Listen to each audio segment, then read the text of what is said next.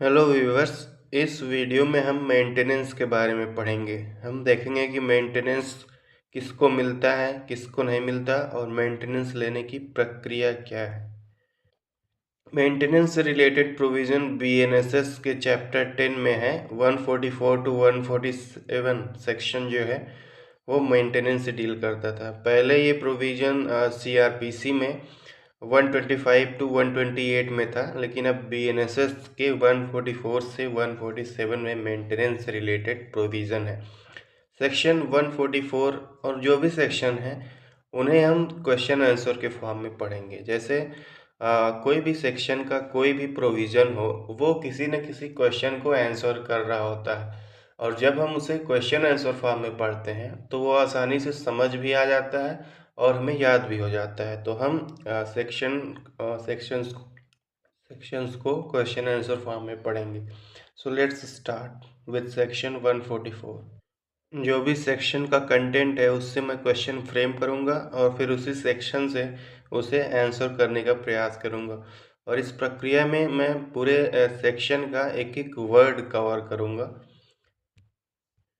तो हमारा पहला क्वेश्चन है कि किस व्यक्ति के अगेंस्ट मेंटेनेंस का ऑर्डर आ सकता है, कब आ सकता है और किन किन व्यक्तियों को मेंटेनेंस देने के लिए उसे कहा जा सकता है। तो इसको आंसर किया गया सब सेक्शन 1 में, और सब सेक्शन 1 कहता है कि ऐसे किसी भी पर्सन को जिसके पास सफिशिएंट मीन्स हैं और सफिशिएंट मीन्स होते हुए भी वो निगलेक्ट कर रहा है या रिफ्यूज़ कर रहा है अपनी पत्नी को मेंटेन करने के लिए, अपनी पत्नी को भरण पोषण देने के लिए, लेजिटिमेट या इलेजिटिमेट चाइल्ड जो मैरिड हो या मैरिड ना हो, अगर वो अपने आप को मेंटेन करने में असमर्थ हैं तब वो अपने लेजिटिमेट या इलेजिटिमेट चाइल्ड को मेंटेन करने से रिफ्यूज़ कर रहा है, या वो लेजिटिमेट या इलेजिटिमेट मेजर चाइल्ड को मेंटेन करने से रिफ्यूज़ कर रहा है। जो मेजर चाइल्ड है वो फिजिकल या मेंटल एबनॉर्मेलिटी या इंजरी के कारण अपने को मेंटेन नहीं कर पा रहा है, या अपने माता पिता को मेंटेन करने से रिफ्यूज़ कर रहा है। अब यहाँ पे ध्यान देने वाली बात ये है कि मेंटेनेंस का ऑर्डर तभी पास होगा जब जिस व्यक्ति के अगेंस्ट पास हो रहा है वो उसके पास सफिशिएंट मीन्स हों, सफिशिएंट मीन्स होने के बावजूद वो निगलेक्ट कर रहा हो। दूसरी कंडीशन ये है कि जिसको मेंटेनेंस मिलना है वह अपने आप को मेंटेन करने में समर्थ नहीं है। यह दोनों बातें प्रूव होंगी तभी मेंटेनेंस का ऑर्डर दिया जा सकता है। तो हमने देखा कि मेंटेनेंस का ऑर्डर किसके अगेंस्ट आ सकता है, कब आ सकता है, कब आएगा जब उसके पास सफिशिएंट मीन्स होंगे। किसको देने के लिए मेंटेनेंस किसको दिया जाएगा वो भी हमने देख लिया है, वाइफ को या लेजिटिमेट इलेजिटिमेट माइनर चाइल्ड को, और लेजिटिमेट या इलेजिटिमेट मेजर चाइल्ड को जो फिजिकल या मेंटल एबनॉर्मेलिटी या इंजरी से परेशान है, अपने फादर या मदर को जो अपने आप को मेंटेन नहीं कर पा रहे हैं। ये दो बात आप ध्यान रखिए। पहला, जिसके पास सफिशिएंट मीन्स है उसी के अगेंस्ट मेंटेनेंस देने का ऑर्डर आएगा, और दूसरा, अगर व्यक्ति मेंटेन करने में अपने आप को मेंटेन करने में समर्थ नहीं है तभी उसे मेंटेनेंस मिलेगा। अब दूसरा क्वेश्चन है कि मेंटेनेंस का ऑर्डर कौन पास करेगा। तो जुडिशियल मजिस्ट्रेट फर्स्ट क्लास जो है वो मेंटेनेंस का ऑर्डर पास करेगा अगर ये प्रूव हो जाता है। कब पास करेगा? अगर नेग्लेक्ट या रिफ्यूज़ल प्रूव हो जाता है कि पर्सन जो है वो नेग्लेक्ट या रिफ्यूज़ कर रहा है सफिशिएंट मीन्स होते हुए भी, तब मेंटेनेंस का ऑर्डर पास किया जाएगा। और कितना मेंटेनेंस मिलेगा?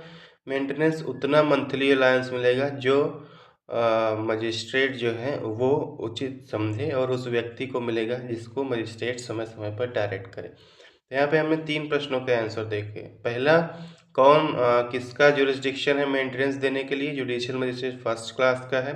कितना मंथली अलाउंस मिलेगा? जो मजिस्ट्रेट को सही लगता है। किसे मिलेगा? जिसे मजिस्ट्रेट समय समय पर डायरेक्ट करे। अब अगला क्वेश्चन ये है कि जैसे मान लीजिए माइनर फीमेल चाइल्ड की शादी हो गई है, वो मैरिड हो गई है, तो क्या उसका हस्बैंड मेंटेनेंस देगा या उसका फादर मेंटेनेंस देगा?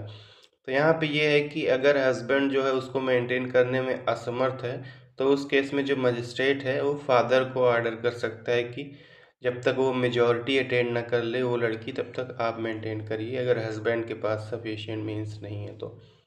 अगला क्वेश्चन देखते हैं। प्रश्न यह है कि जब तक मेंटेनेंस की प्रोसीडिंग चल रही है, भाई कोई प्रोसीडिंग चलेगी तो उसमें समय लगेगा, तब तक वो व्यक्ति जो मेंटेनेंस के लिए एप्लीकेशन दे रहा है तब तक वो कैसे अपने आप को मेंटेन करे। तो एक लॉ में हमारे बीएनएसएस में व्यवस्था की गई है इंटरिम मेंटेनेंस और एक्सपेंसेस ऑफ प्रोसीडिंग की। मतलब अगर प्रोसीडिंग के दौरान भी आप अपने आप को मेंटेन करने में समर्थ नहीं है, तब भी आप जिस व्यक्ति के अगेंस्ट एप्लीकेशन दे रहे हैं उससे मेंटेनेंस आप ले सकते हैं। आपकी प्रोसीडिंग चल रही है तब भी प्रोसीडिंग चलते हुए आप इंटरिम मेंटेनेंस ले सकते हैं या एक्सपेंसेस आप प्रोसीडिंग ले सकते हैं। और इसे कौन ग्रांट करेगा? वही जो मजिस्ट्रेट ऑफ फर्स्ट क्लास है जिसके कोर्ट में आपकी मेंटेनेंस की प्रोसीडिंग चल रही है, वो मंथली अलायंस दे सकता है इंटरिम मेंटेनेंस। किसको देगा? वाइफ को, चाइल्ड को, फादर मदर को। और वो मंथली अलायंस के साथ साथ एक्सपेंसेस ऑफ प्रोसीडिंग भी दे सकता है, जो उसे जितना अमाउंट उसे रिजनेबल लगेगा और उस व्यक्ति को मजिस्ट्रेट देगा, उस व्यक्ति को ये इंटरिम मेंटेनेंस या एक्सपेंसेस ऑफ प्रोसीडिंग मिलेगा, जिसे मजिस्ट्रेट समय समय पर डायरेक्ट करे। तो यहाँ पे हमने देखा कि प्रोसीडिंग के दौरान भी इंटरिम मेंटेनेंस और एक्सपेंसेस ऑफ प्रोसीडिंग मिलती है। कितनी मिलती है? जो मजिस्ट्रेट को रिजनेबल लगे। और किससे मिलती है? जिसे मजिस्ट्रेट समय समय पर डायरेक्ट करे। अगला क्वेश्चन देखते हैं।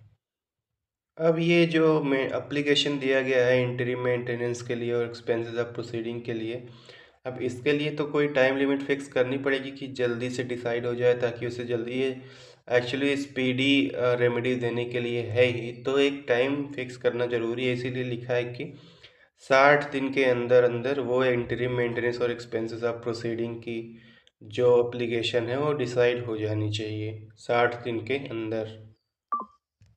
कब से 60 दिन? जब से उस जिस व्यक्ति के अगेंस्ट मेंटेनेंस दिया जाना है, जिस व्यक्ति को मेंटेनेंस देना है, जब से उसको नोटिस सर्व हुई एप्लीकेशन की, तब से 60 दिन के अंदर। अब अगला प्रश्न ये है कि क्या वाइफ जो वर्ड है वो डिवोर्स्ड वाइफ को भी इंक्लूड करता है? तो आंसर इज यस। वाइफ जो है वो ऐसी वाइफ को भी इंक्लूड करता है जिसने डिवोर्स प्राप्त कर लिया है या जिसको डिवोर्स दे दिया गया है। हाँ, अगर उसने दूसरी शादी नहीं की है तब वो वाइफ वर्ड में वाइफ में आएगी। मतलब वो वाइफ तब भी मानी जाएगी भले ही डिवोर्स हो गया है, बस कंडीशन ये है कि रीमैरिज न करी हो उसने। अगला प्रश्न ये है कि जो मेंटेनेंस है वो किस डेट से मिलेगा? जब से आपने एप्लीकेशन दिया मेंटेनेंस के लिए या interim maintenance expense of proceeding के लिए, या जब से ऑर्डर आया है मजिस्ट्रेट का। तो जनरल रूल तो यही कि जब से मजिस्ट्रेट ने ऑर्डर किया है मेंटेनेंस देने के लिए उसी डेट से मिलेगा, लेकिन उस डेट से भी मिल सकता है जब से आपने एप्लीकेशन दिया है maintenance, interim maintenance expenses of proceeding के लिए, उस डेट से भी मिल सकता है अगर मजिस्ट्रेट ऑर्डर कर दे तो। ये तीनों की बात की जा रही है, मेंटेनेंस की, इंटरिम मेंटेनेंस की, एक्सपेंसेस ऑफ प्रोसीडिंग की। जनरली वो डेट ऑफ ऑर्डर से मिलता है, लेकिन मजिस्ट्रेट ने ऑर्डर कर दिया तो वो एप्लीकेशन की डेट से भी मिल सकता है। अब अगला क्वेश्चन देखते हैं। अब मान लीजिए कि मजिस्ट्रेट ने ऑर्डर तो दे दिया मेंटेनेंस का, लेकिन जिसके खिलाफ ऑर्डर दिया वो मेंटेनेंस दे भी नहीं रहा है, वो नहीं दे रहा है मेंटेनेंस ऑर्डर के बाद भी। तो मजिस्ट्रेट के पास क्या ऑप्शन है? वो जो मजिस्ट्रेट है, अगर कोई व्यक्ति बिना सफिशिएंट काज के मेंटेनेंस देने से मना कर देता है, तो मजिस्ट्रेट जो है वो एक वारंट इश्यू करेगा। क्यों वारंट इश्यू करेगा? कि भाई जो भी मेंटेनेंस है उसे जमा कर दो। और इस जैसे मजिस्ट्रेट उसे वसूलेगा उस मैनर में जैसे फाइन वसूली जाती है कोई। और अगर वो वारंट देने के बाद भी वो जमा नहीं करता है तो उसे 1 महीने तक का इम्प्रिजनमेंट हो सकता है, या तब तक का इम्प्रिजनमेंट जब तक वो पेमेंट ना कर दे। अगला क्वेश्चन देखते हैं। अब जैसे मान लीजिए किसी के अगेंस्ट मेंटेनेंस का ऑर्डर हुआ, उसने मेंटेनेंस नहीं दिया, और जिसको मेंटेनेंस नहीं मिला है वो भी कुछ नहीं कर रहा है। तो अगर वो 1 साल से ज़्यादा बीत गया तब फिर वो मेंटेनेंस ले भी नहीं पाएगा। मतलब अगर आपको मेंटेनेंस ऑर्डर के बावजूद मेंटेनेंस नहीं मिल रहा है तो 1 साल के अंदर आप कोर्ट को अप्रोच कीजिए जिसने ऑर्डर किया था, तभी वो कोर्ट कुछ कर सकता है मेंटेनेंस आपको दिलाने के लिए। तभी वो कुछ करेगा जब आप 1 साल के अंदर गए हों तभी। कब से 1 साल? जब से वो ड्यू हुआ है मेंटेनेंस, तब से 1 साल के अंदर। अगला क्वेश्चन है कि अगर हस्बैंड कहता है अब कि अगर वाइफ मेरे साथ रहेगी तभी मैं इसको मेंटेन करूँगा, लेकिन वाइफ कहती है कि नहीं, उसके पास जस्टिफाइड ग्राउंड है उससे अलग रहने के लिए। तो अगर मजिस्ट्रेट सेटिस्फाई हो जाता है कि वाइफ का जो ग्राउंड है वो जस्ट ग्राउंड है अलग रहने के लिए, तब जो मजिस्ट्रेट है वो वाइफ के अलग रहते हुए भी उसे मेंटेनेंस मिलने का ऑर्डर कर सकता है। उस व्यक्ति को मेंटेनेंस देना पड़ेगा अगर वाइफ के पास जस्ट ग्राउंड है अलग रहने के लिए। तो अब जस्ट ग्राउंड क्या है? जैसे मान लीजिए कि अगर हस्बैंड ने दूसरी मैरिज कॉन्ट्रैक्ट कर ली है या मिस्ट्रेस रखता है, तो ये जस्ट ग्राउंड माना जाएगा कि वाइफ के रिफ्यूज़ल की उसके साथ रहने का ये जस्ट ग्राउंड माना जाएगा। अगला क्वेश्चन ये है कि कब वाइफ को मेंटेनेंस नहीं मिलेगा। देखिए, उसमें 3 कंडीशंस हैं। अगर वाइफ जो है वो एडल्ट्री में रह रही है, या बिना सफिशिएंट काज के वो हस्बैंड के साथ नहीं रह रही है, या वो म्यूचुअल कंसेंट से अलग रह रही है, तो इन तीनों कंडीशन में वाइफ को मेंटेनेंस नहीं मिलेगा। अगला क्वेश्चन देखते हैं कि मेंटेनेंस का ऑर्डर कैंसिल कब हो जाएगा। जैसे मान लीजिए मेंटेनेंस का ऑर्डर हो गया, उसके बाद ये प्रूफ हो गया कि वाइफ एडल्ट्री में रह रही है, या वो बिना सफिशिएंट रीजन से हस्बैंड से अलग रह रही है, या मान लीजिए वो म्यूचुअल कंसेंट से अलग रह रही है, तो इस केस में मजिस्ट्रेट ऑर्डर कैंसिल कर देगा। तो ये हमने सेक्शन 144 को क्वेश्चन आंसर के फॉर्म में पढ़ लिया। अब सेक्शन 145 देखते हैं, इसे भी क्वेश्चन आंसर के फॉर्म में पढ़ेंगे। और आप निश्चिंत रहिए, मैं पूरी कोशिश कर रहा हूँ कि इस बैरक के प्रोविज़न का एक एक वर्ड में कवर कर रहा हूँ। भले एक एक लाइन पढ़ नहीं रहा हूँ, लेकिन क्वेश्चन मैं ऐसा फ्रेम कर रहा हूँ जिससे बैरक की ये जो लैंग्वेज है, ये जो 145 का कंटेंट है या 144 का कंटेंट है, वो मैं पूरा कवर कर रहा हूँ। क्वेश्चन देखते हैं 145 से। पहला क्वेश्चन ये है कि जो मेंटेनेंस की प्रोसीडिंग है वो कहाँ पे कमेंस होगी, मतलब कौन से कोर्ट में होगी। तो जिसके अगेंस्ट मेंटेनेंस दिया जा रहा है वो जहाँ रहता है वहाँ पे मेंटेनेंस की प्रोसीडिंग इनिशिएट हो सकती है, या जहाँ वह रहता है या उसकी वाइफ रहती है वहाँ मेंटेनेंस की प्रोसीडिंग इनिशिएट हो सकती है, या उसने जहाँ अंतिम बार उसने निवास किया हो वाइफ के साथ या इलेजिटिमेट चाइल्ड की मदर के साथ, वहाँ मेंटेनेंस की प्रोसीडिंग शुरू हो सकती है, या जहाँ उसके माता पिता रहते हैं। अब ये बेसिकली जब माता पिता मेंटेनेंस की प्रोसीडिंग करते हैं, इनिशिएट करते हैं, तो उनके लिए सहूलियत हो, इसीलिए ये जो डी है ये बीएनएसएस में जोड़ा गया है, सीआरपीसी में नहीं था। अब माता पिता जहाँ रहते हैं वहाँ भी वो मेंटेनेंस की प्रोसीडिंग जो है वो सन के अगेंस्ट इनिशिएट कर सकते हैं। अगला क्वेश्चन देखते हैं कि जैसे मान लीजिए जो मेंटेनेंस की प्रोसीडिंग चल रही है उसमें एविडेंस भी दिया जाएगा। कि जैसे एविडेंस किस बात का दिया जाएगा, जनरली इनकम का दिया जाता है एविडेंस। तो क्या एविडेंस को एक्यूज की प्रेजेंस में देना ज़रूरी है? हाँ, जो मेंटेनेंस सॉरी जो एविडेंस का जो प्रोसीडिंग में जो एविडेंस दिया जाएगा वो उस पर्सन, एक्यूज वर्ड गलत होगा, उस पर्सन के अगेंस्ट, जिस पर्सन के अगेंस्ट एविडेंस दिया जा रहा है वो जो एविडेंस है उस पर्सन के प्रेजेंस में ही दिया जाना चाहिए, या अगर उसकी जो अटेंडेंस है वो माफ़ कर दी गई है तो उसके एडवोकेट के प्रेजेंस में होनी चाहिए।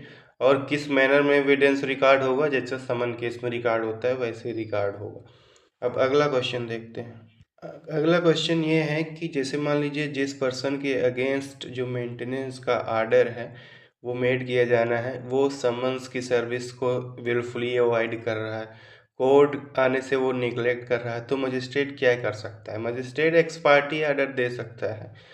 अब देखिए, अगर एक्स पार्टी आर्डर दे दिया, मान लीजिए उसके पास कोई जस्ट ग्राउंड हो अवॉइड करने का, नेगलेक्ट करने का, मान लीजिए बहुत बीमार हो या कहीं गया हो ज़रूरी काम से, तो वो जो एक्स वाई टी आर्डर है वो एक्स वाई टी आर्डर से 3 महीने के अंदर वो अप्लीकेशन देके उस आर्डर को सेटिसाइड करवा सकता है। हाँ, उसे कुछ कॉस्ट देनी पड़ सकती है अपोजिट पार्टी को, जो उसने इतना डिले किया, अवॉइड किया, इसके वजह से उसे कुछ कास्ट मजिस्ट्रेट इम्पोज कर सकता है। अब अगला क्वेश्चन देखते हैं कि जैसे मान लीजिए अभी तो हमने देखा कि उस अपोजिट पार्टी को कास्ट मिलेगी, तो क्या लिटिगेशन कॉस्ट भी लगाई जा सकती है? हाँ, जो कोर्ट है वो जो 144 की एप्लीकेशन से डील कर रहा है, मेंटेनेंस की प्रोसीडिंग से डील कर रहा है, उसके पास पावर है कि वो कॉस्ट लगा दे, जितना भी लिटिगेशन कॉस्ट उसे जस्ट लगता है उतना लगा सकता है। तो ये 145 हमने पढ़ लिया क्वेश्चन आंसर फॉर्म। अब 146 देखते हैं, अल्टरेशन ऑफ अलाउंस। मतलब हम ये देखेंगे कि क्या जो मेंटेनेंस का ऑर्डर दिया गया है उसमें मेंटेनेंस को कम ज़्यादा किया जा सकता है, क्या मेंटेनेंस बढ़ाया जा सकता है, क्या मेंटेनेंस घटाया जा सकता है, या क्या मेंटेनेंस का ऑर्डर आने के बाद वो मेंटेनेंस बंद भी किया जा सकता है कि नहीं, ये 146 में हम देखेंगे। तो 146 से अब क्वेश्चन फ्रेम करेंगे।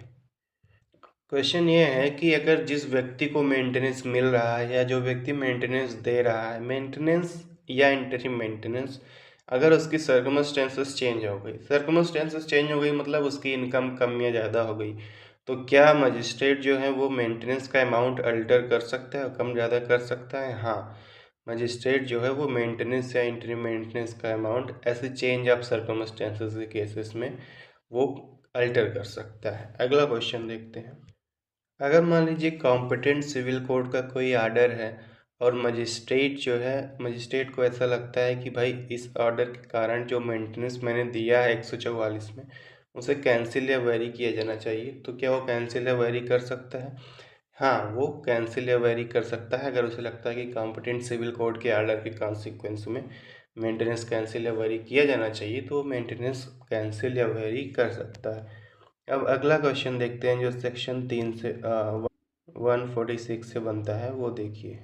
प्रश्न ये है कि मेंटेनेंस का ऑर्डर जो मजिस्ट्रेट ने पास किया है वो उसे कब कब कैंसिल कर सकता है। देखिए, जब मान लीजिए मेंटेनेंस का ऑर्डर हुआ और जो वुमेन है उसने डिवोर्स के बाद दूसरी शादी कर ली तो मेंटेनेंस का ऑर्डर कैंसिल हो जाएगा, या जो वुमेन है जिसको डिवोर्स दिया गया है हस्बैंड के द्वारा, या मान लीजिए डिवोर्स दिया गया है या उसने डिवोर्स प्राप्त किया है, तो अगर उसने कस्टमरी या पर्सनल लॉ के अकॉर्डिंग पूरा एक एक बार में एकमुश्त राशि प्राप्त कर ली है तो उस केस में मेंटेनेंस का ऑर्डर कैंसिल हो सकता है। जैसे मान लीजिए अगर उसने मेंटेनेंस के ऑर्डर से पहले राशि प्राप्त कर ली है, पूरी राशि मेंटेनेंस की, तो जिस डेट से ऑर्डर हुआ है उसी दिन से वो ऑर्डर कैंसिल हो जाएगा। अगर ऑर्डर के बाद प्राप्त की है उसने मेंटेनेंस का अमाउंट कस्टमरी या पर्सनल लॉ के अकॉर्डिंग, तो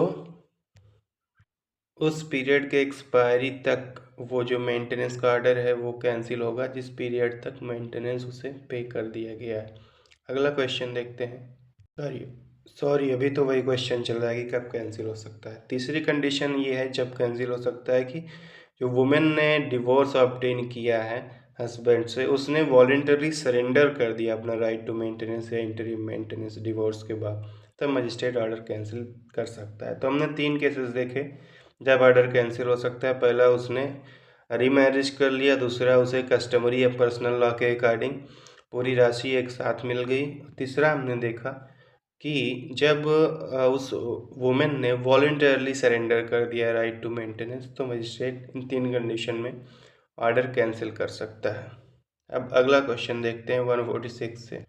जैसे मजिस्ट्रेट ने ऑर्डर दिया मेंटेनेंस देने के लिए, व्यक्ति ने कुछ मेंटेनेंस दिया कुछ नहीं दिया, तो अब उस जो नहीं दिया उसकी रिकवरी के लिए अगर मजिस्ट्रेट ऑर्डर दे रहा है तो उसने जो मेंटेनेंस पहले दे दिया है व्यक्ति ने उसको कंसीडर करेगा। वो ऑर्डर जो मेंटेनेंस मंथली अलाउंस उसने पहले दे दिया है उस मेंटेनेंस अमाउंट को भी मजिस्ट्रेट कंसीडर करेगा रिकवरी या रिकवरी करते समय मेंटेनेंस का, उस paid already paid maintenance amount को या मंथली अलाउंस को वो कंसिडर में रखेगा, तभी वो रिकवरी का ऑर्डर देगा। अब ये तो सेक्शन 146 था। अब मेंटेनेंस का लास्ट सेक्शन देखते हैं 147। It deals with enforcement of order of maintenance. मतलब मेंटेनेंस का ऑर्डर कैसे इन्फोर्स होगा ये बात करता है 147।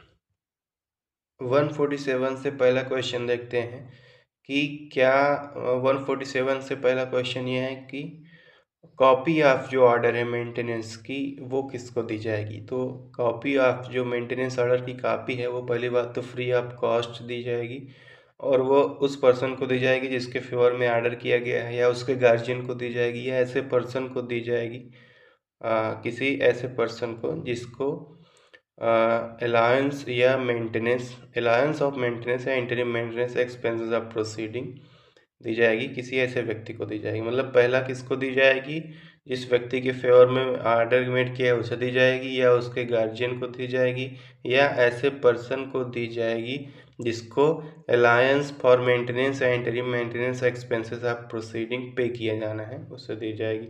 और अब अगला क्वेश्चन है कि आर्डर कैसे इन्फोर्स होगा। तो जो मेंटेनेंस का आर्डर है वो इन्फोर्स किया जा सकता है किसी भी मजिस्ट्रेट के द्वारा किसी भी प्लेस पे जहाँ वो पर्सन रह रहा है, अगर वो मजिस्ट्रेट सेटिस्फाई हो जाता है आइडेंटिटी ऑफ पार्टीज से और इस बात से कि पेमेंट ऑफ अलाउंस नहीं हुआ है और एक्सपेंसेस ड्यू है। मतलब अगर मजिस्ट्रेट सेटिस्फाई हो गया पार्टी की आइडेंटिटी, उसने कंफर्म कर ली, ये कंफर्म कर लिया कि अभी अमाउंट नहीं पे हुआ है, अलाउंस नहीं पे हुआ है, एक्सपेंसेस ड्यू हैं, तो किसी भी मजिस्ट्रेट द्वारा किसी भी प्लेस पे जहाँ वो व्यक्ति रहता है वो मेंटेनेंस की प्रोसीडिंग इन्फोर्स हो सकता है आर्डर वहाँ पे। So that's all about maintenance to wives, children and parents, and we have completed chapter 10 of CRPC. If you have liked my content, then please like, share and subscribe. Thanks for watching. Thank you.